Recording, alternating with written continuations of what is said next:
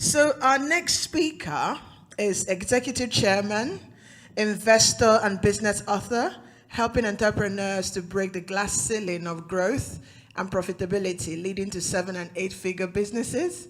Dr. Wright has worked in some of the most celebrated corporate entities, as well as fast-growing medium-sized businesses at senior and board levels.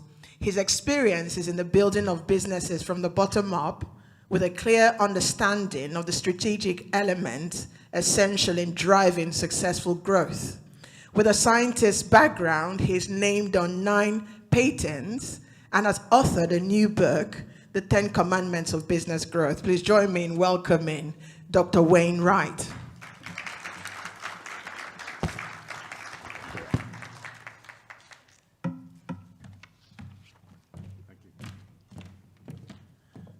Thank you, Amy. Good afternoon. Right, you've got me for the graveyard slot. Very good. Excellent. Let me just set some things up here anyway.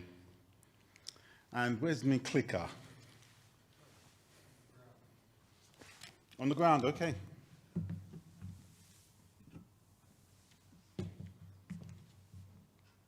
There we go. Good.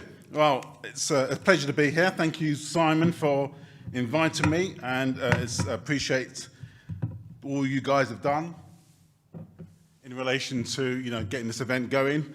And you know what? It's my first event live with people for practically 19 months.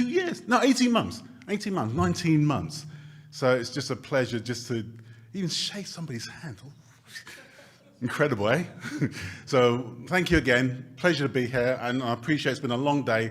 I was going to go through some stuff, really focusing around business fears, and really we'll go into a little bit about what that looks like and how hopefully we can work together to try and mitigate those things going along. So a little bit about me, as Amy has adequately pointed out, and bless her, thank you for that. I'm a scientist by training. I've got involved in corporate life a long time. For the last 20 odd years, I've invested and looked in terms of developing businesses here and in the US. I've got a couple of healthcare businesses, one in Colorado and one in San Antonio in Texas. I haven't been out there for 18 months, and that's been hard. And so the days have been long, as you can appreciate, with time zone differences and stuff. But again, we've got through it, and I hope, all of us will start to look forward as a nice stepping stone for going forward as well. Something that you may not know about me, I think we talked about legacy, we talked about passion, we talked about getting involved in the community. For the last 20 years, I have owned a basketball club. Now, before you even say anything, no, I do not play basketball. My son plays basketball. But Maidstone Warriors is a passion of mine. And also it's just, oh my gosh. And when we talk about business and legacy and all the rest, and some of you guys are my age a bit, please get involved in the community. Oh my gosh. You see people's change, and the club's been going for about 20 odd years. And I've seen kids, timid, weak, not quite sure of themselves, changing because all those hormonal changes as teenagers that we've all experienced. And I've seen them become young ladies, young men, young adults, married, with family. And that's the beauty of actually being involved and seeing transformation in communities. And I've just been privileged to be part of that. I've got 35 volunteers who, I don't need to be there, but they run the club, 150 kids, that use the thing for the weekend, 2 men's teams, all the other bits and pieces that goes along with running a successful club. So, I'm not saying that just for the sake of boasting, even though I am boasting, but even though I'm not saying that for the sake of it, I just want to encourage you, that we're here for purpose. We're not just here to make up the numbers and pay our taxes and get 6 foot under. Life is more than that. What are we here for? What are we here for? So please, I make no apology in encouraging you and imploring you to get involved and make a difference. Because you know what, even if it's one person, that's what you're called to make a difference to. Okay? Good. All right, enough of the sermon. All right, let's go on with the business stuff. All right, so before you know it, like I said, I took the opportunity in the pandemic to write a book, 10 Commandments of Business Growth. And you know what? I've got 2 copies here. And sorry about this, Bonnie at the back. She's paid for a copy, bless her. I'm giving away 2 copies for free, all right? But I want to get some audience participation. So here it goes. So my first question, and whoever comes up with the right answer gets the book. So the first one is, what is, in my view, and please say everybody has a view, but in my view, what is the key skill that a business owner will need that defines those best companies from the good? They listen to their people and their customers. Yeah, a little bit more than that. What other skill? Come on. Sorry? And I know? Go. No? Encompasses all that aspect. Come on, a bit broader. No? Go. No, you go on. Broader than that. Adaptive. Come on. Oh, sorry. Yes, getting closer. Getting closer. The core, the key skill that sometimes people feel, as a little tip, that can be learnt or is innate. Who said that? Who said that? Leadership. Come on, get your book. Big round of applause. Now, I've got you going now, so one more, okay?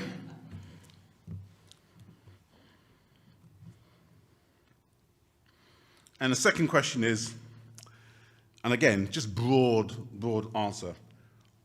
What do the best companies have that marks them out from others? In other words, they are fanatical about doing this stuff.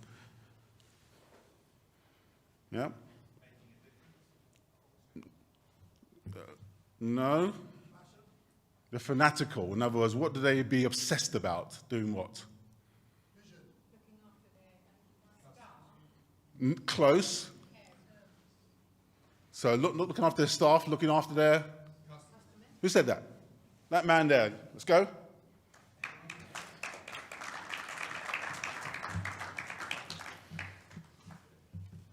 Well done. Thank you.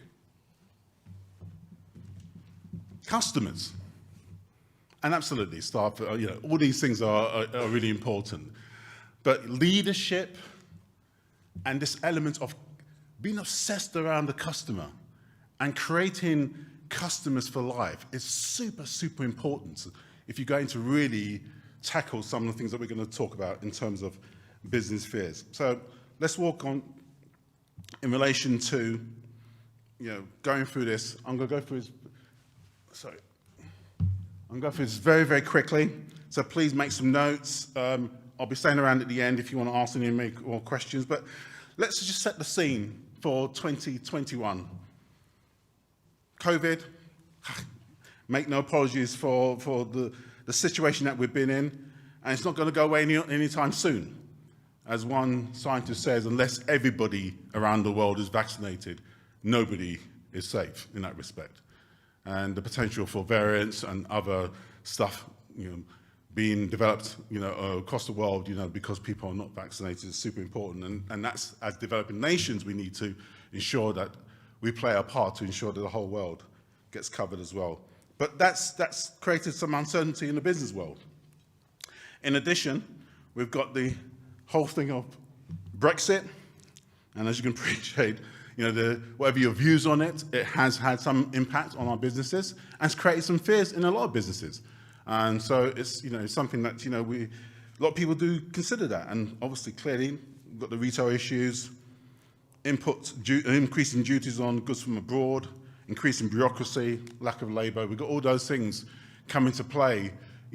Sometimes indirectly because of Brexit, sometimes indirectly because of globalisation. But either way, in terms of the impact on our business, there are issues that need to be considered. And then we have the media telling us that the whole world is going to go into a global recession. That's still the feeling. Economists are split between what that's going to look like. But clearly, you know, we're getting a bit of a bounce back, obviously, for obvious reasons, because we're coming out of lockdown, so the base is zero, you know, coming up. So we do get that input, an increase in terms of economic impact. But generally, you know, there's still a bit pessimism in the marketplace, even though, to be fair, I still feel very positive about it from a personal perspective as well. And at the end of the day, at the same time, the impact on our people is really important. And if you are running any sort of modicum of business with more than one employee, you know, the impact is real. And I think really sometimes we don't take that into consideration as well. We've had issues around the sort of Black Lives Movement, you know, which has had an impact on those who have obviously, you know, black folk as staff into their organisations. And obviously we've seen some of the elements around, you know, how people or society generally treats women. And I've got, you know, ladies in my family, so, you know, I'm really passionate about some of that stuff as well. And also how even in the basketball club, we set up to try and, you know, because girls and boys do play together, how we help our young kids relate and play with our young females as well. So again, how we do that. But let's look at the statistics, and I kid you not, they're just incredible. So clearly there's some mental health issues from the pandemic, furlough and home working, really, really big issues. Even during this phase over the last couple of years, 42% of marriages end in divorce. 45 to 49 is the most common age for divorce. 60% of marriages end in divorce before 20th anniversary. And suicide is the biggest single killer of men under 45. And you say, well, what's that got to do with business? Well, without exception, the people in your business fall under some of these categories. So whether you like it or not, if you want to impact some of your business, your productivity, and the next generation of people, leaders coming through into your business who will be part of that succession planning process, these are your people. So don't think that your organization is divorced and separate from all these things. Your organization is part of life. It's impacting life. It's impacting communities. And these things do, you know, trouble a lot of business leaders and owners because they're not quite sure of the next stage going forward. So my comment to you is this: what is your response? Easily that you can just, you know, close your eyes, cover your ears, don't say anything, just hope it will all go away. It won't go away. You see, ultimately, as Nelson Mandela said, the greatest glory in living lies in not never failing, but in rising every time we fall. And the one most biggest business leaders fear is their business fails, or the fear of their business failing. And sometimes, you know, I have discussion with individuals thinking, I don't know where to go. Should I close shop? Should I call it a day? Well, others, their businesses are flying and they're thinking, my health is, I don't know if I go, is the family looked after? Am I leaving enough for my wife and my kids before I go? So these are sort of, you know, real life issues as a leader that you probably may be facing, or you probably know of somebody who is facing it. And I just want to just really come together and try and help you to do that. So, talk about fear, but I want to leave you with 5, I'll call it Fearbusters. I know, I couldn't think of anything more. 5 Fearbusters, but more importantly, it's really just to allow you to focus on the business going forward. And I appreciate, you know, I don't want to be glib about this stuff. You know, there's some really complex issues surrounding it, and please, like I said, I'm here. I've been there. I've seen it all. Tomorrow, I'm even soon after we finish this conference. Yesterday, I was dealing with an organisation and helping them to think strategically about the next level of growth. All-day workshop with the order business, which was really, really good at them. But again, they've got challenges and They need to come together to solve those challenges. Tomorrow, I'm with two guys who own a really successful business, but ultimately, they both have fallen out. They both haven't put shareholders agreement in place. So basically, if they don't sort it out, the business could just fall to bits. And would you believe it? They've got kids in the business as well. So these are real things. I'm not sugarcoating it. I've seen it, I understand it, and empathize with some of the things that you're going through. So please, it's really important that we have the opportunity to talk and share about those things before you leave today. So the first one I've got here, it's obvious, and please, you'll know me, and when you read the book, you'll see that. I'm not, I can do what I call management jargon foo-foo. I can do all that stuff, all right? But as many of you know, it is pretty straightforward, pretty much common sense. And hopefully I'm going to take some of that jargon out of it. But, in terms of your fears, tackle them head on. Hit them head on. Don't procrastinate anymore. You can deal with it. But the problem is that most of the fears are in your head. And you need to get out of your head. Because there's a guy, Paul of Tarsus, who wrote a big chunk of the Bible, and he talks about fears. He says how it creates that stronghold. It sort of just holds you captive. It's really hard to get it, and you become, oh my gosh, paralyzed in relation to doing anything of any note. So it's really important that you try and deal with it, and don't think that it's going to go away. It won't go away. That's why you're having sleepless nights. That's why you're hitting the bottle. That's why you're doing stuff. Come on, guys. This is real. Because sometimes we want to escape those things rather than to face them and face our fears. So, each one of these things I'm going to be talking about, hopefully, if you've got pen and paper, and I appreciate some of you in a different place than others, but if that's you, I just want you just to, I'm going to ask you some questions. So tackle them head on, and I'll give you some examples of how you can probably work through them. So the first one, as I said, the key thing is write it down. Get it out of your head. That's the number one thing. I guarantee you, just doing that, you'll think, because it does two things. First of all, it's exposed. And secondly, you look at it and you think, you know what? It's not as big as I think it is. I can deal with this. So write it down. And also, more importantly, talk to somebody. As we all say, a problem shared is a problem halved.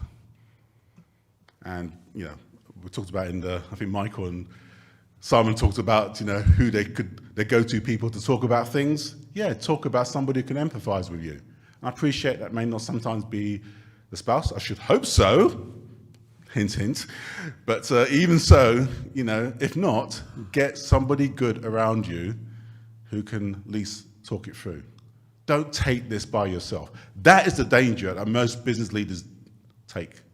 They think they can deal with it themselves. Well, I can do with it. I've done this before and I can do it again.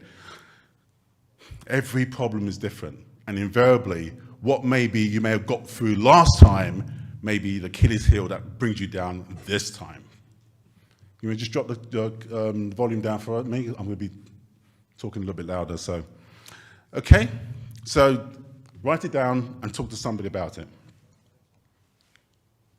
The second aspect, and again, comes back in this whole thing what we talked about in terms of the qualities that define the best businesses from not so good, is this element of what we call customer obsession and this concept of customer lifetime value. In other words, think of your customers as I want them for life.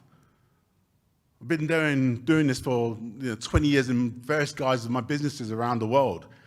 I'm always looking to find out, I want to ensure that I can have that longevity of relationship with them over a period of time. It's so easy to do a one-sale hit with clients. And, we're gone. And we're on to the next thing. No. Cultivate, develop a relationship, which allows you to have this lifetime value element. Because if you do it over a lifetime, you know what? that becomes the foundation of your business. And because it's the foundation of your business, you won't have this leaky bucket syndrome where clients are flooding through the bottom and you're basically trying to fill it up from the top. No. Create the foundation, stop the leaks. And it allows you then to start to develop and grow, and that's how your business grows. That's how your business moves forward. So, little tip. Oh, my gosh. I need to show you this. I've been showing this for about 15 years. This is a study donkey's years ago from a guy called Philip Yancey, and he's the ex-McKinsey guy. And they did this big study, 15,000 businesses over the UK, etc.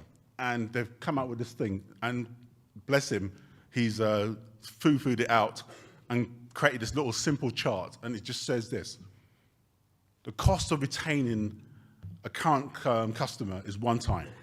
In other words, once you've got the relationship, once you're able to, just have that, ongoing orders, etc., it's there. You don't have that cost of, all the marketing, SEO, salesmen, all the rest. It's one time, ongoing relationship. The middle bit, the cost of acquiring a new customer, is all the costs associated with marketing costs, online costs, your sales force costs, all those sort of things, 5 to 10 times. But look at the bottom one. The cost of winning back somebody you peeved off or hacked off. In other words, forget it. They're gone. And us Brits are notorious when we have bad service. What we do? We're not like the Americans. They tell you what's wrong with it, and if you don't sort it out, we'll sort you out. The Brits will just keep silent, and we'll walk on by. I've done it. I'm a Brit, so I know what it's all about, So the key thing is that, obviously, what's the old lesson out of this? Look after your existing clients. It's cheaper. And you know what? You get more business from them. So really focus on those clients that you already have in your pot. And you know what? We do neglect it. We always, it's a man thing, we want to get for the next shiny object, No, just look after your existing clients and then build upon the systems to create new clients. So, action from this one, number 2. How are you going to love your neighbor? Because how are you going to love your customers? How would you want your customers to treat you if you were a customer of theirs? So think of it in that way. Because if you want to treat your customers as dog mess, then you know what? It's more likely you're going to have that culture and attitude in your organization to do the same to your customers. Really understand, get to the nub of what the culture you have to look after, retain, and ensure that you create this customer lifetime value with your customers on a period of time. So, I've just said, focus on your top 10. I kid you not, you'll thank me, you'll be sending me emails, etc. This is going to get your business tomorrow. Look at your top 10 customers. And in the next column, next to each one of those 10, think about what you're going to do to engage with them. And when you engage with them, ask them how they're getting on. How's the service going? Did we do a good job for you last time? What can we do better for you? What are your plans for the next 2 years? Can we help you to achieve those plans? It's not rocket science, folks. I kid you not, you will get business. You will get business. I've done that so many times with my clients. And it's just, transformation is incredible because they think, oh my gosh, they're not doing hard sell. They're not trying to convince somebody to, use a product or service. They've already got the relationship. Just build on it. Build on that relationship. The third one, understand the numbers.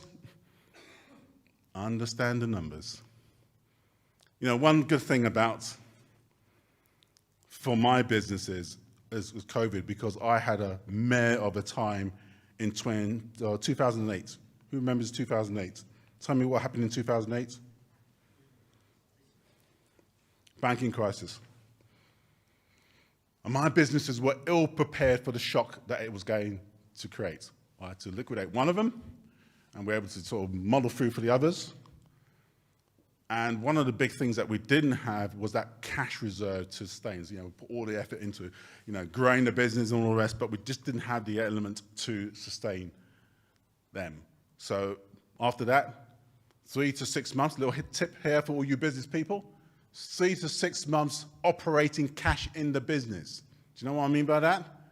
And basically means that you can pay your staff, you can pay your creditors, you can pay all payroll, all overheads for 6 months in the bank.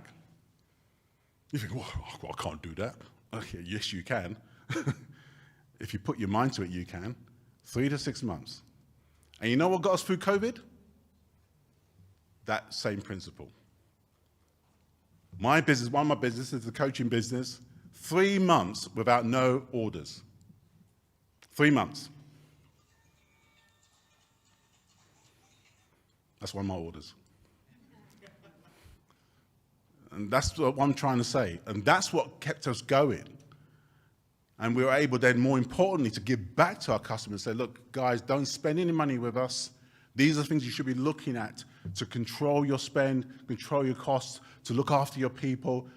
It became like a sort of a public service to our customers, our clients, because we had the resources to be able to do that internally.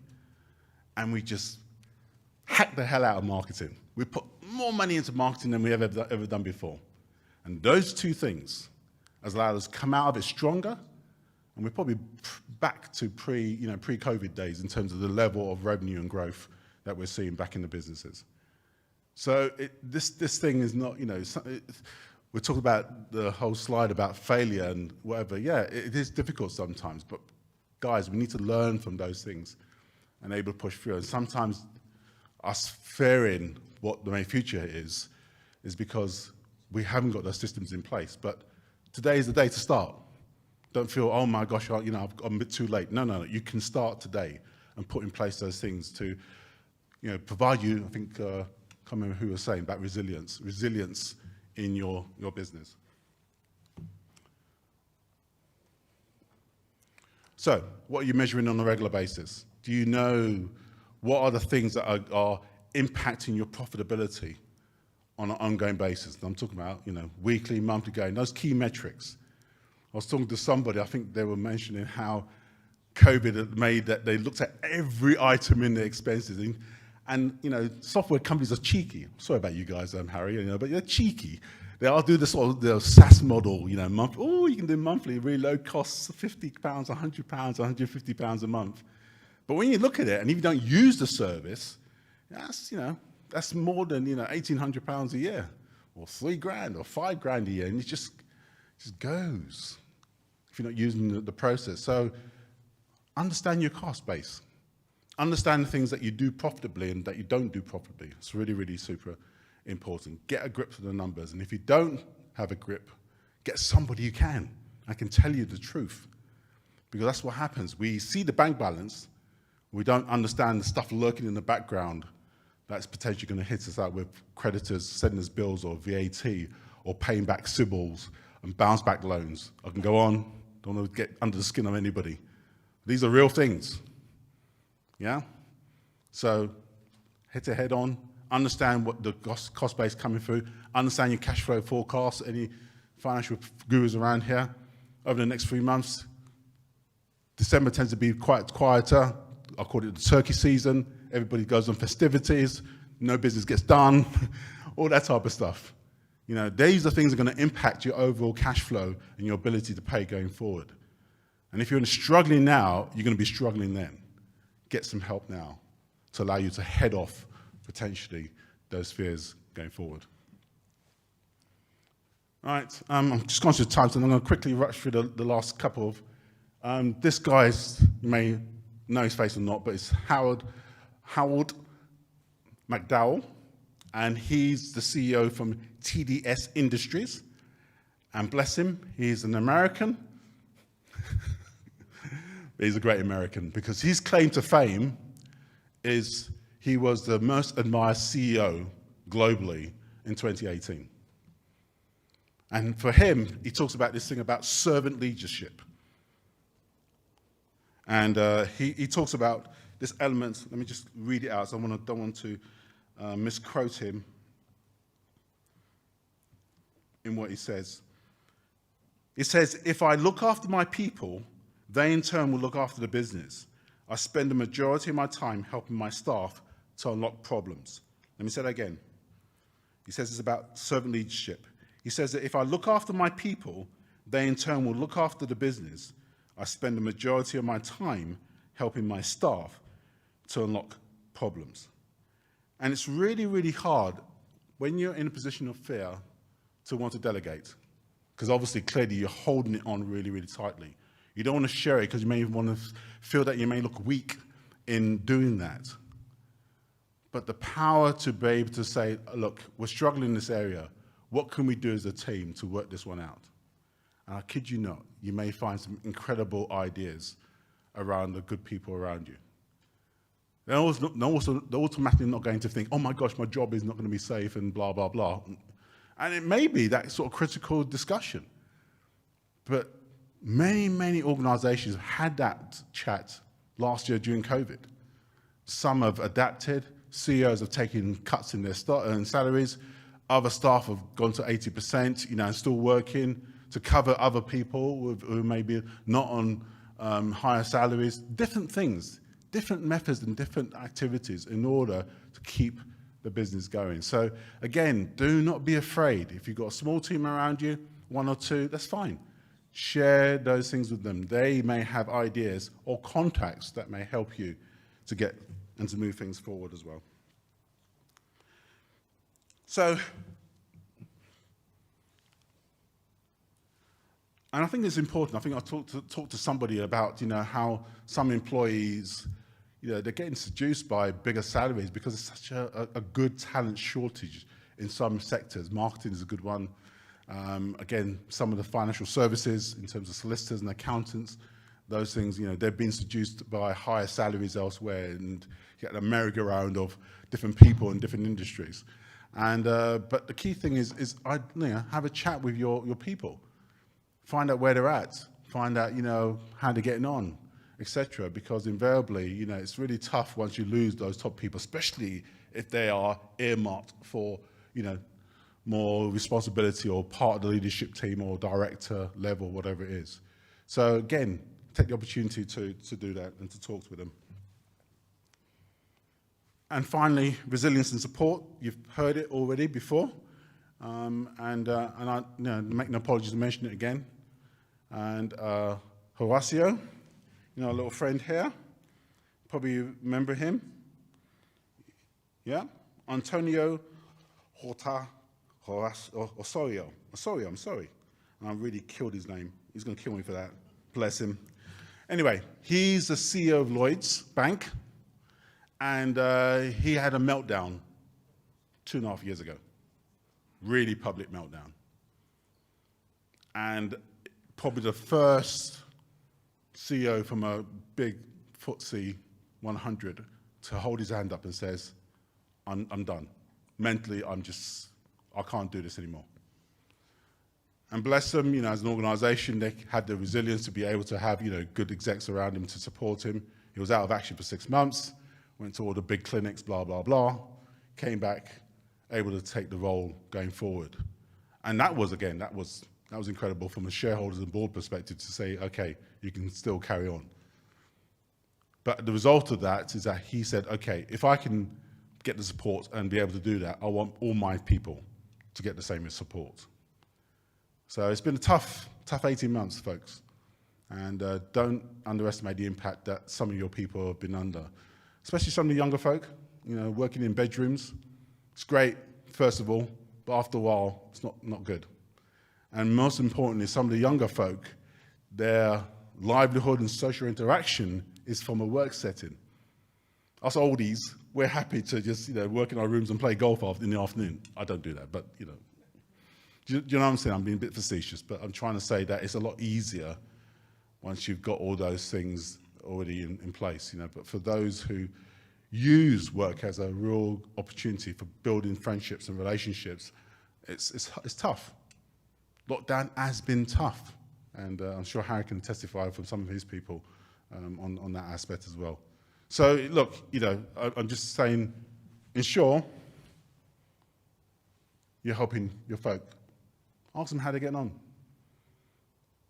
Ask them what's happening in their own lives. And I appreciate you're struggling as well, but I kid you not, if you do that opportunity just to have a chat with them, that may just help to alleviate your own fears that they're going to be jumping ship or they're going to jack it in. Yeah? So, they're the 5 ones I want you to leave you with. Tackle fears head on. Love your neighbour. And in other words, focus on the needs of customers. Understand the numbers. Lead from the front. And create resilience support structures. So I want to give you 5 minutes, if you don't mind.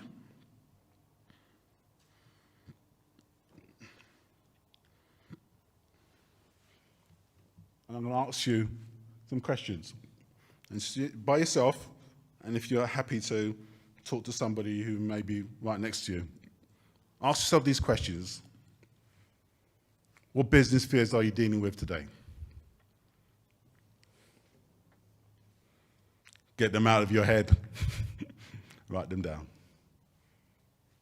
And then prioritize them. There are some things you can probably do now, some things you probably need some help. So prioritize, if you're able to do such and such thing, what is the biggest impact it would have on you, your family, your staff, your business, whatever it is. And then share them with your business colleagues and commit to solution and action. So I want to give you 5 minutes to do that, and then we'll just come back and wrap up. I hope that's helped. And again, I'm around after the presentation that we can have a little further chat as well, but just take 5 minutes to do that. Thank you.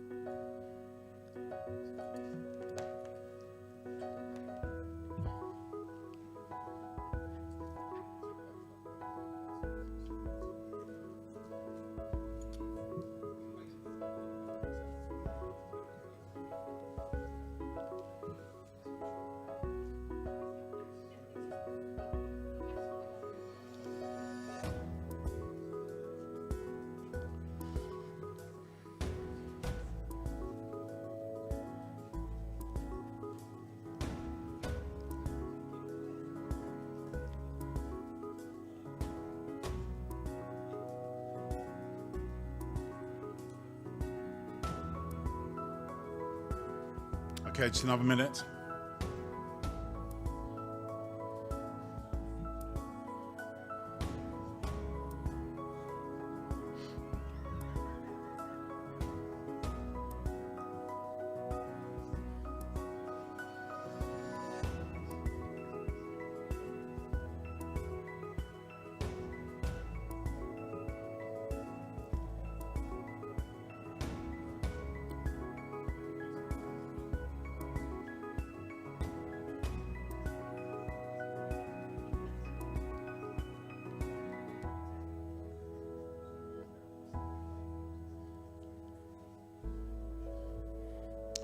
Okay, folks. All right. Has that helped? Has that helped?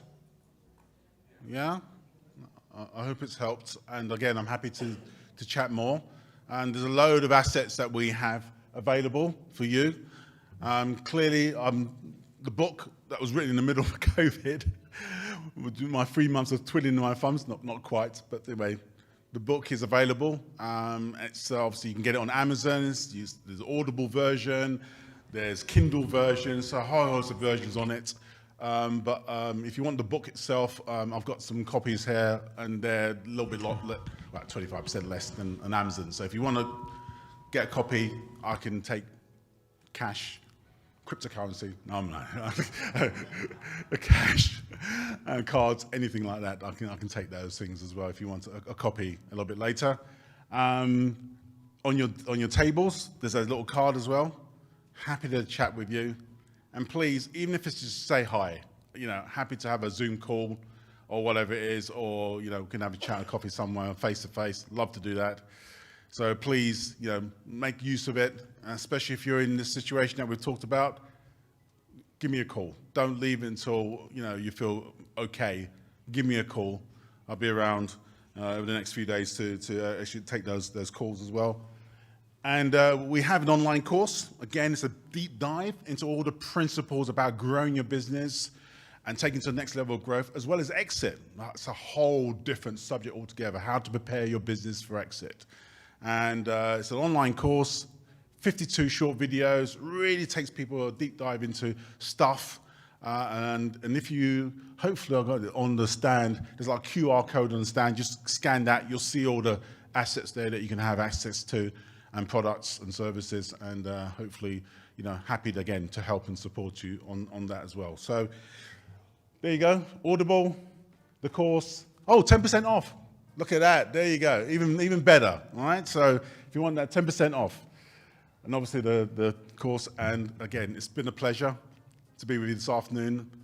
It's even small amounts of you, so that's why I'm really pleased, so that I can have so many one-on-one calls with you guys. No, it's okay, no. Great that you all are here, and I'd love to speak to you a little bit later, but thank you again, and best wishes for the future. Thank you.